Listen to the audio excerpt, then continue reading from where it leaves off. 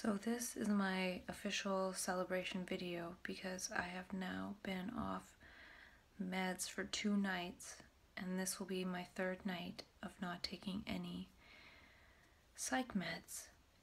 But it's a bittersweet victory because I had my friend visiting and it was kind of a disaster in ways, and lessons learned here. One is that it's not good to interrupt one's Zen little routine when coming off meds. So Friday night was my last night of taking meds, and then Saturday night I didn't take any, and Sunday night I didn't take any. So Friday night, when my friend arrived at 11:30, I took my meds and then I tried to go to sleep, but I couldn't go to sleep, and I attribute it just to having someone in my room and having different energy and kind of waiting and staying up for her to arrive later and missing the window of falling asleep. Plus it could have been a little bit of pre-period insomnia, and I wasn't sure because I don't really count those days and keep track.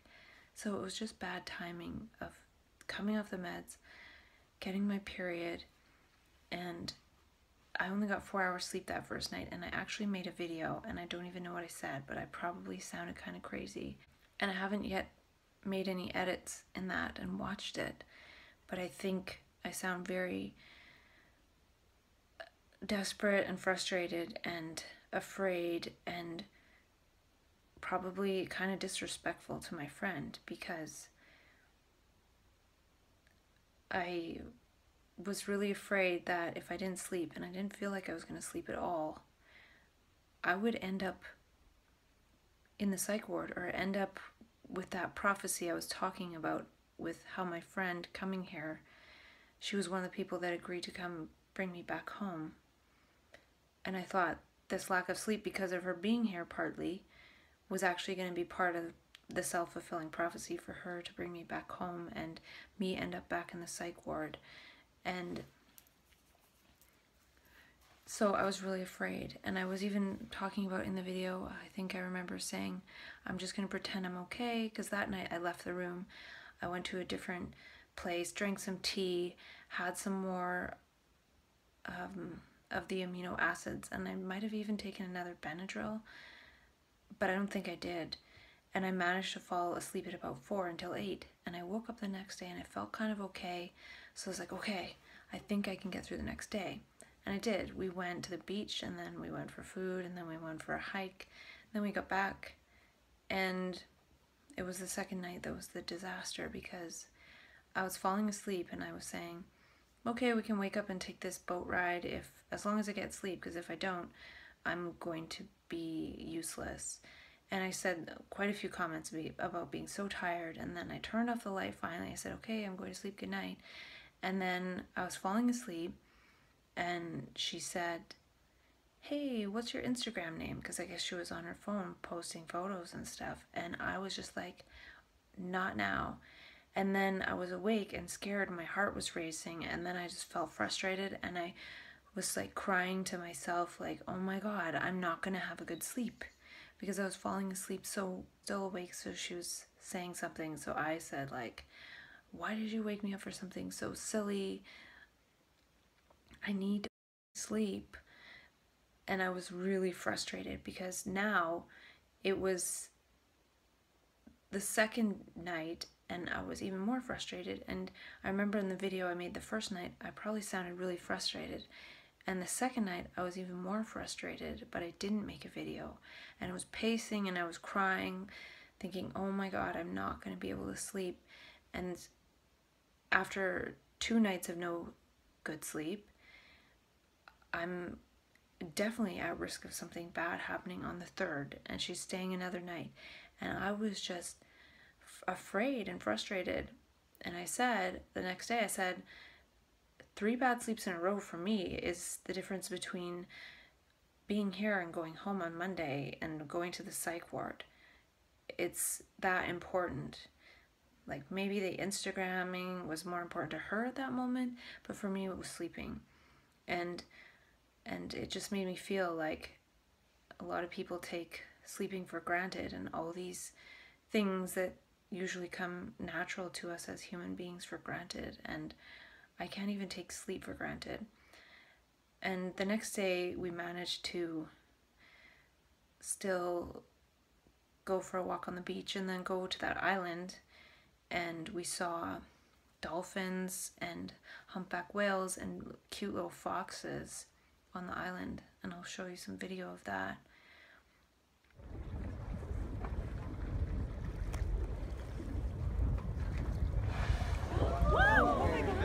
Right next to the boat, the humpback whale. Very cool. Tail prints or footprints.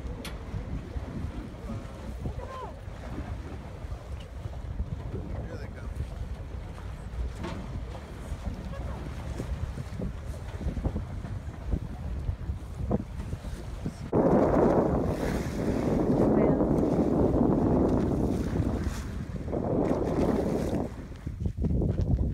Gosh, they're so cute.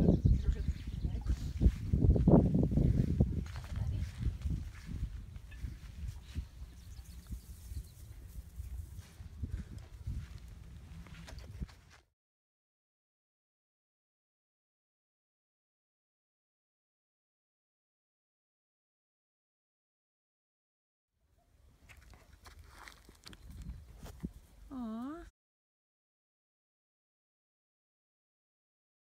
Oh, maybe. They're snuggling. Oh my goodness.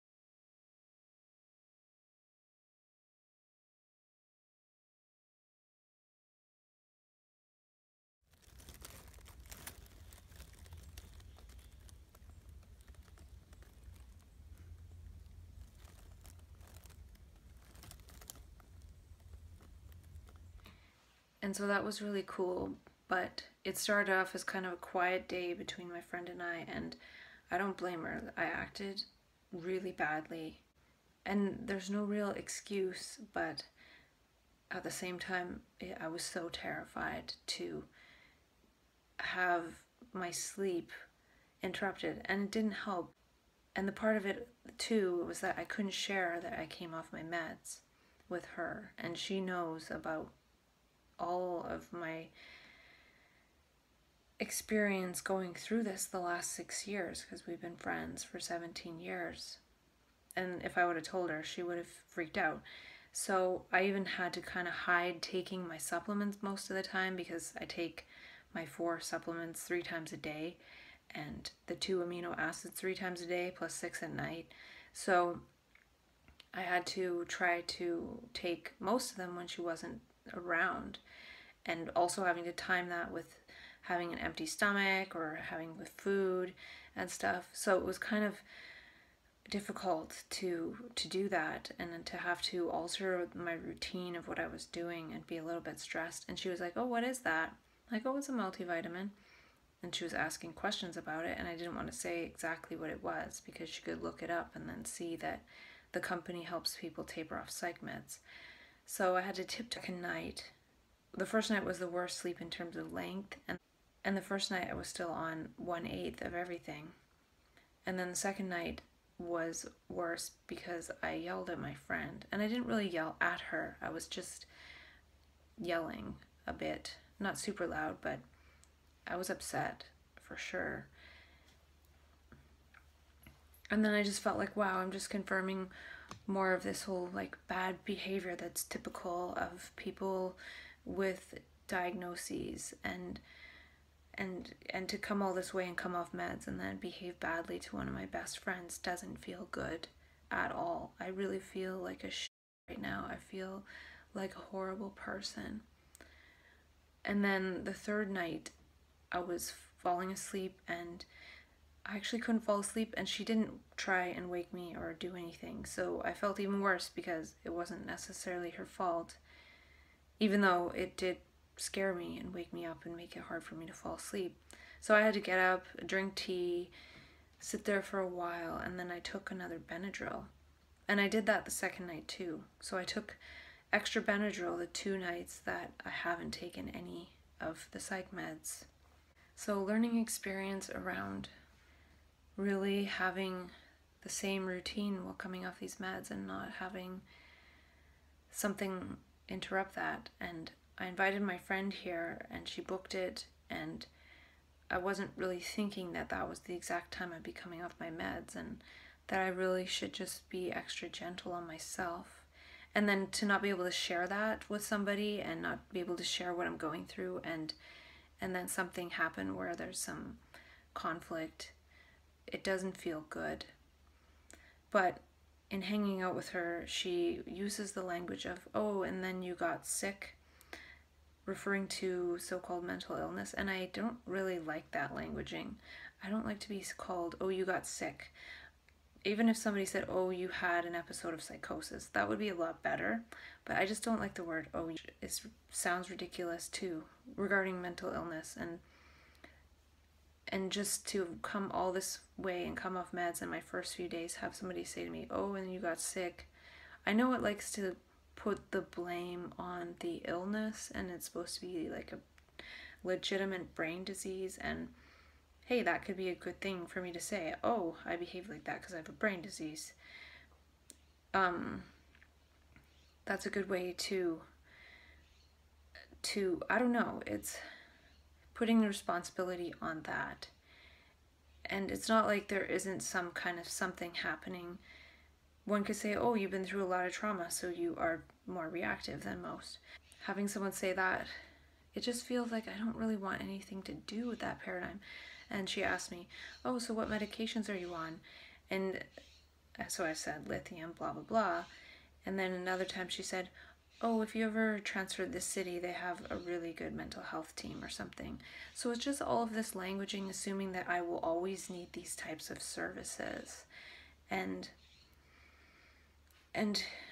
it was okay to listen to, but knowing that technically these last 2 days I haven't had any psych meds and I'm technically out of the system, even though I know that that could change any day, I'm not feeling like this is going to last forever per se.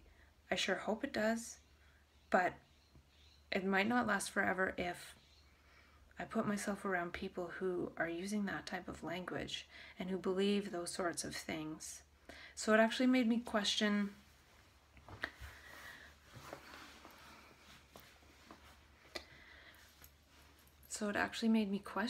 do I want any people in my life who even believe in this type of thing? I don't know. And it just made me really feel like I just really want to be alone. I just want people to leave me alone. I'm not good with people. I suck with people. I have a friend for 17 years and I just yell at her. Not all the time, but I can be that way every now and then. And I'm a little bit afraid of myself when I go home. Am I going to yell at people? Am I going to yell at my family? I feel like this PMS is more harsh. Like I feel the wave of PMS more because I'm not on the meds. And some people take psych meds for their PMS. They'll take a psych med every single day to prevent their wave of emotionality in PMS. So now that I'm not on them, I might have to remember this a little bit better.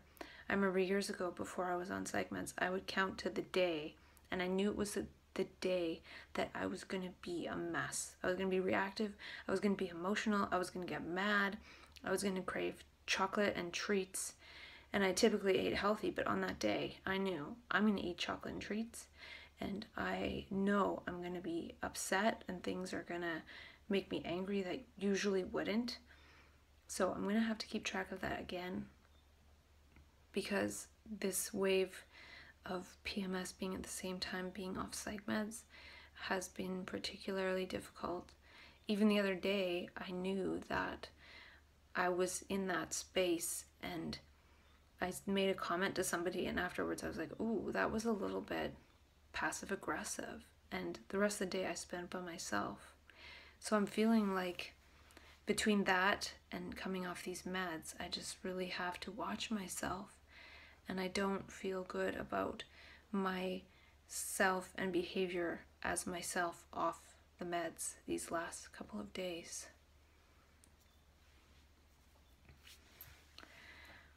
I got through it.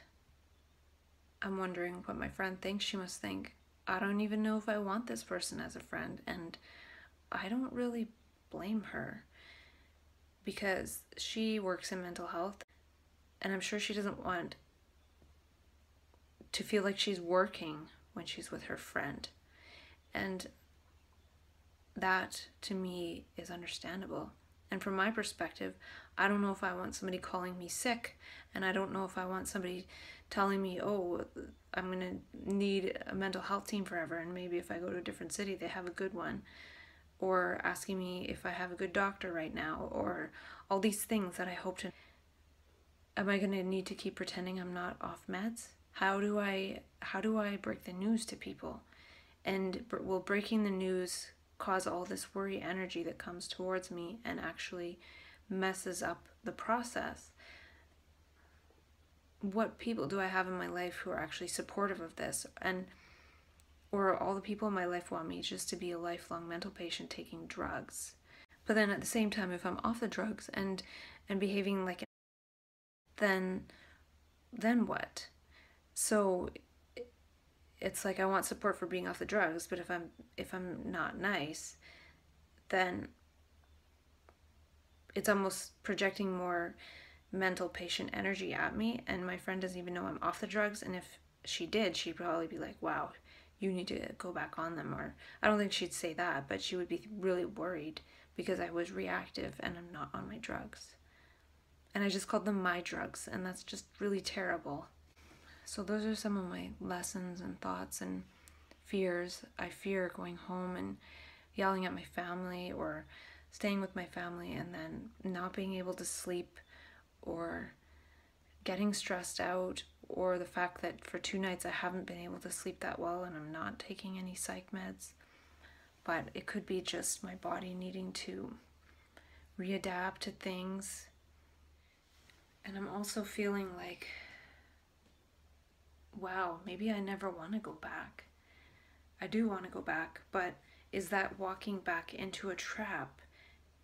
Is that walking back into a place where people love me if I'm medicated and if I'm participating in the mental health paradigm because they believe I have a mental illness? So if I'm not participating with that, they'll be afraid for me, and I don't know, and think I should be back on medications with every small little thing. It'll feel like an eggshell situation, and then that's when I feel like I should just stay away from everybody. And it could be just how I feel today, and typically that's how it is.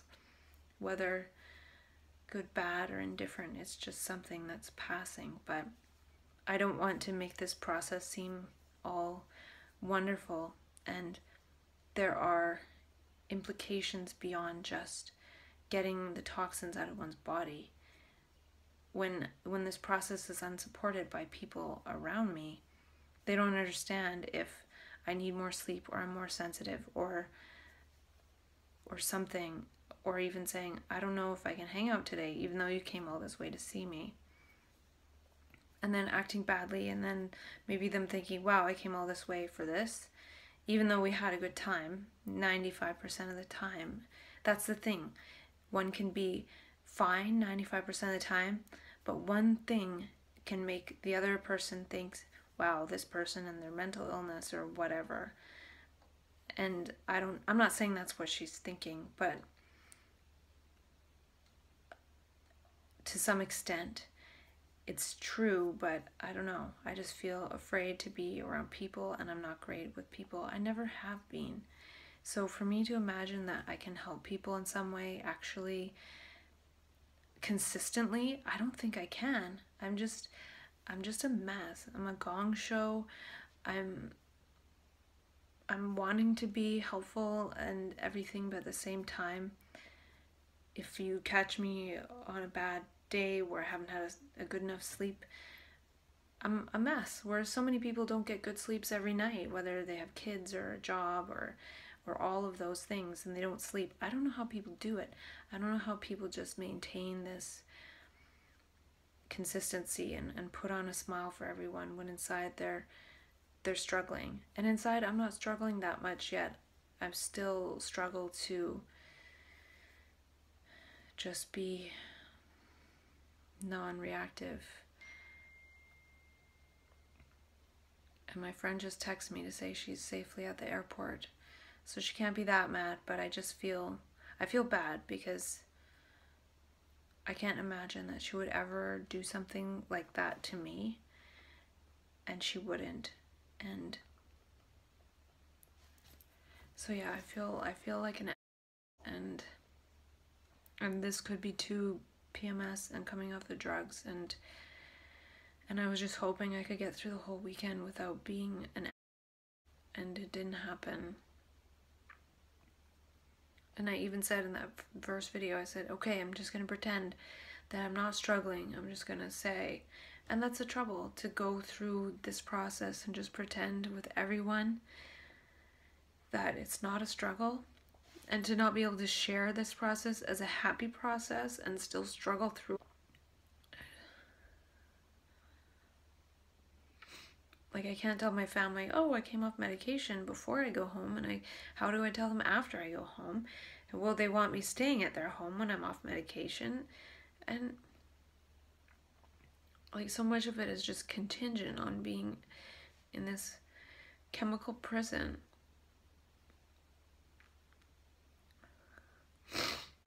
And maybe I just need to cry because I don't cry that much on medication. When I was first put on medication, I don't think I cried for a couple years until my cat died. And then I cried.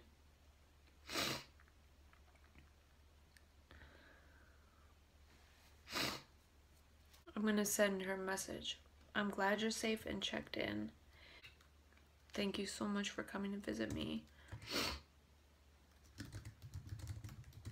Thank you for coming to visit me. I had a lot of fun. I'm really sorry for being so upset and yelling. I really do feel like I know you don't need that, and it's like I treated you worse than most of your clients.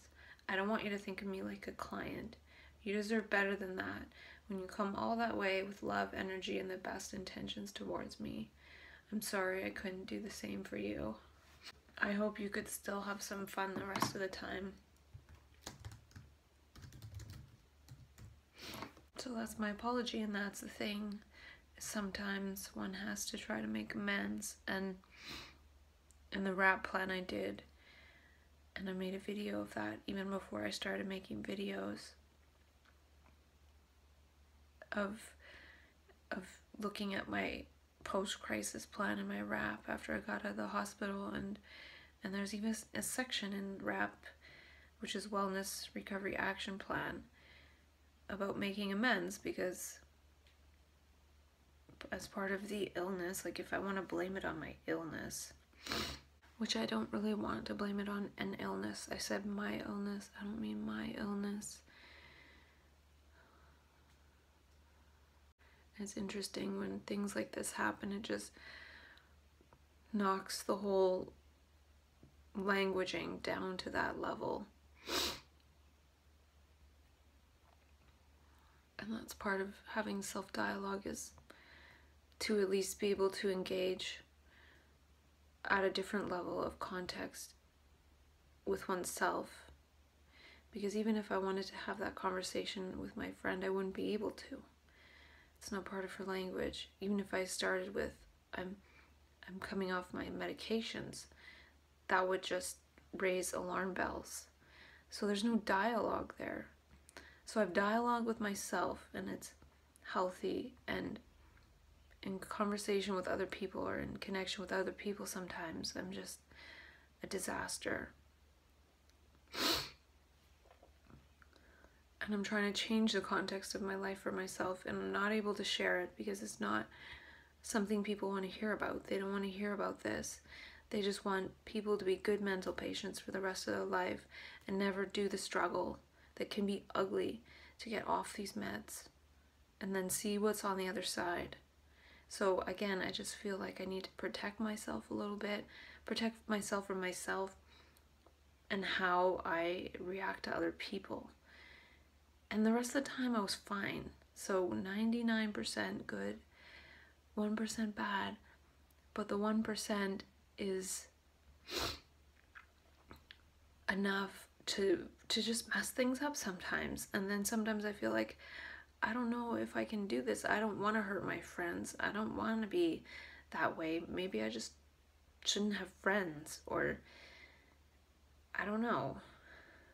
So I'm upset with myself for how I behaved, and I don't even like the word behaved and this like reward and punishment punitive crap. She said a reply, "That's okay. I know you're under a lot of stress with sleep. It was an honest mistake and good for me to know that you aren't your true self when sleep deprived. I had a great trip. I don't want to go back. Thanks so much for a much needed break. I love your peaceful temporary home." So that's that. But I just still feel hurt in that I hurt myself. By being like that, I hurt myself. I hurt my friend and I hurt myself. It doesn't feel good.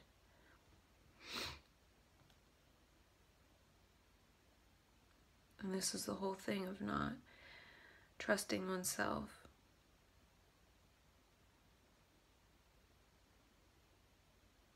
I'm just not very resilient. I'm just not a resilient person.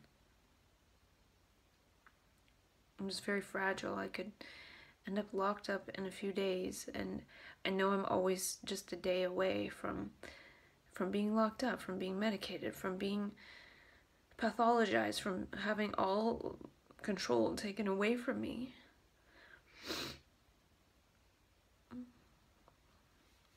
And those were the fears that were coming up when I couldn't sleep. It wasn't just about losing a few hours of sleep. This is like, it's life and death. It's annoying and it's stupid. So I hope these next days I can heal my heart from my own doings.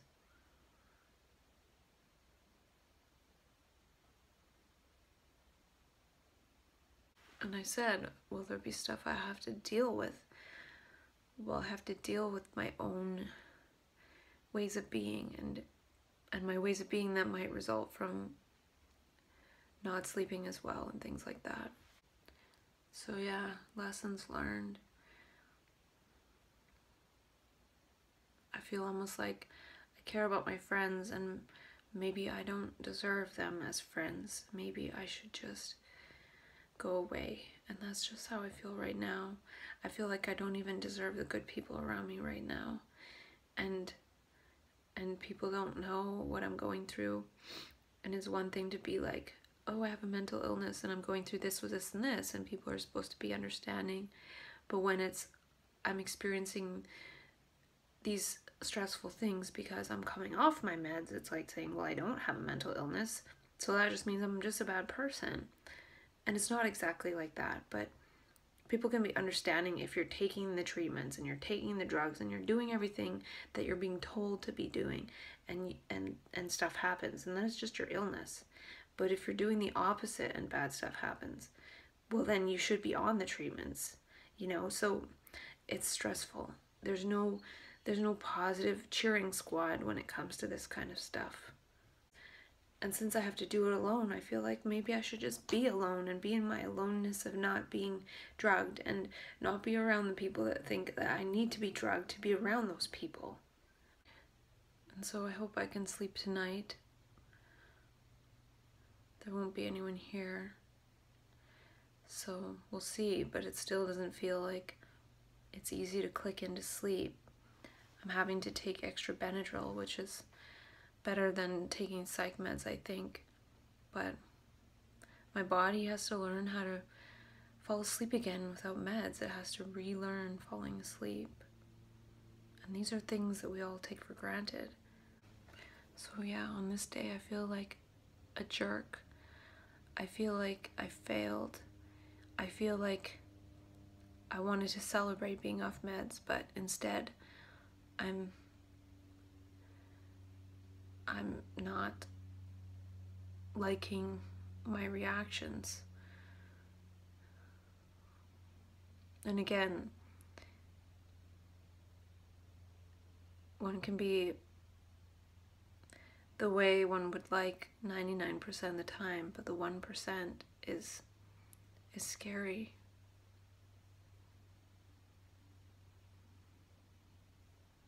So yeah, I might try and spend more time by myself and just sit there doing not much of anything. Talk to myself, edit a video. I didn't finish taking my Hearty nutritionals.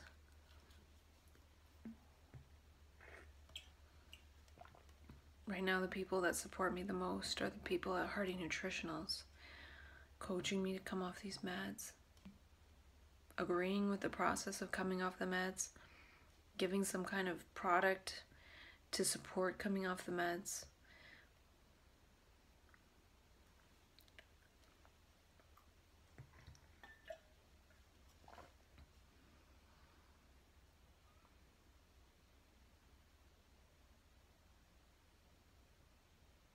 I sort of feel like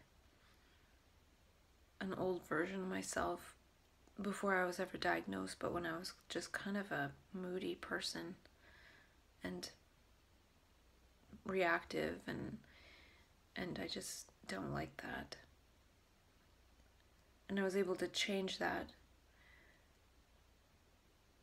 through reading The Power of Now and other spiritual books, and kind of become another person that I liked a lot better. And then things changed in my life, and I haven't talked much about what happened, but then months later I was diagnosed with a mental illness, and I just feel like I want to get back to that person, to that trajectory that I was in alignment with before all this ever happened. But instead right now I feel like the person that I was before I started to work on being a better person, or however you might think about it. So who am I really? Which version of a person am I? Am I a moody bitch? Am I a kind bitch? I don't know. Or am I this person with a mental illness, or do I need to take drugs or not? And I don't want to.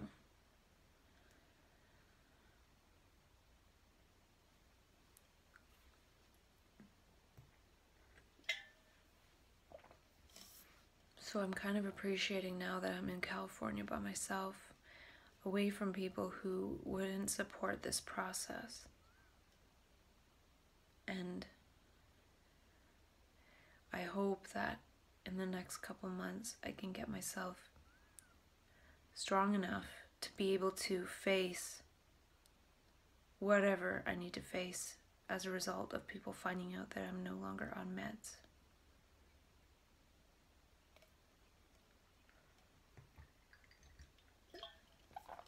And maybe I just pretend that I am.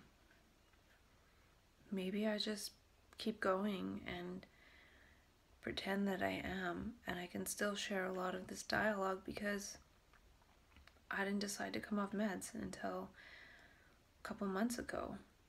So I can share up to that point and nobody will know that I tapered off meds.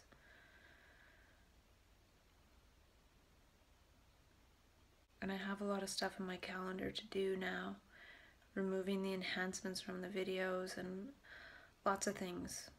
So I have lots of work to do of whatever it is I'm creating with this, and hopefully I can just be kind to people and myself and take it easy the rest of the time.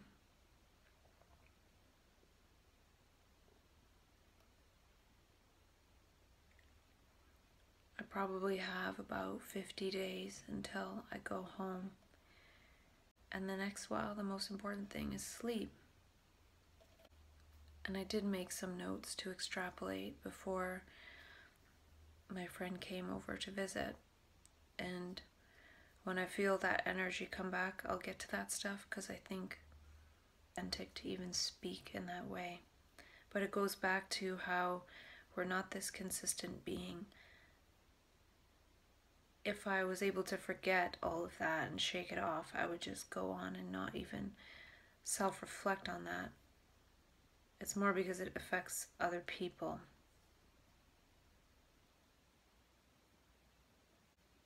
So I just have to be careful right now. Be careful not to sabotage this, because I don't have people's support. I have a couple people here that know, and that's about it. So really, it's official. I have my 25 years back if I can keep going like this. And I talked myself out of the mental health paradigm in under a year. Whether the first date of my conversation with myself was June 7th or whether it was June 20th. It's June 5th, and I've been off the meds for 2 days. So it worked.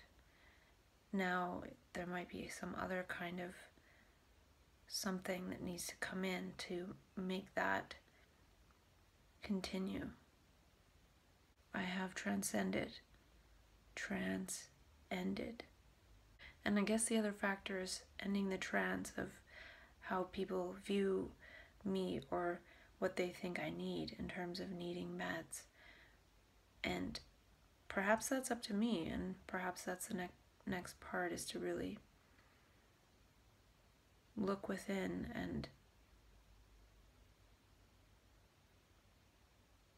not allow anyone to warp me back into being that, because I show no signs of that.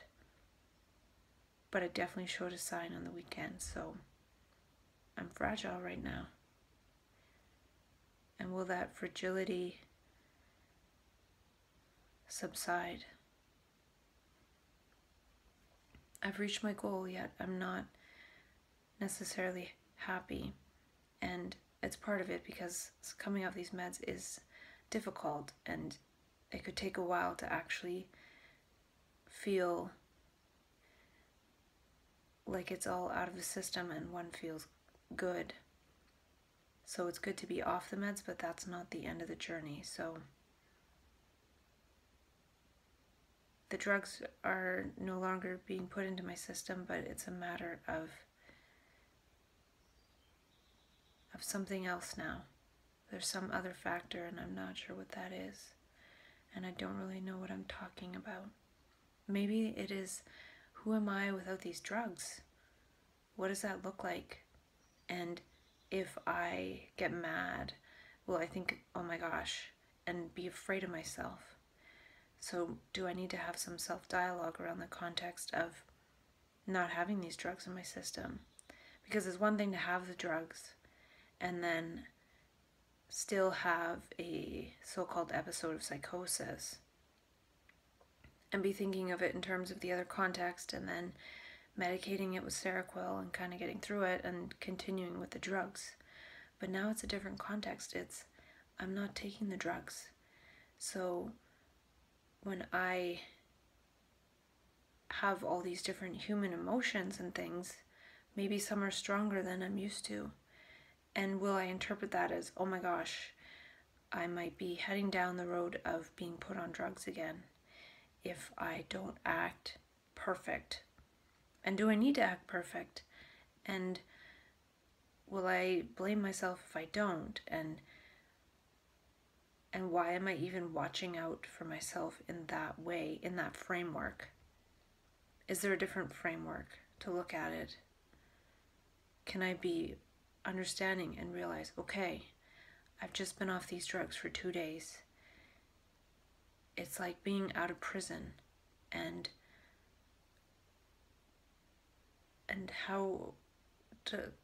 what does life look like, and what is life all about?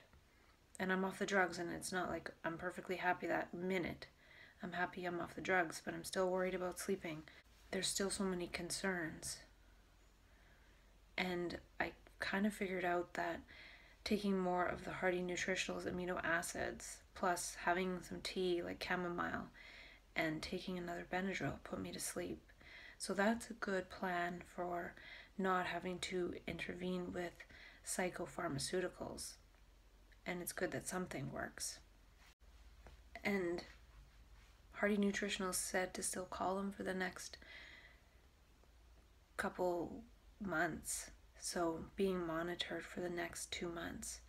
So the process isn't over. And can I go from worrying about how I might act to being and just being able to move with the moment in those ways that I talked about? And I guess there's a lot of fear around my friendships and how they're based on them knowing that I have this diagnosis and I take these drugs. And I don't know, it's just different things to consider.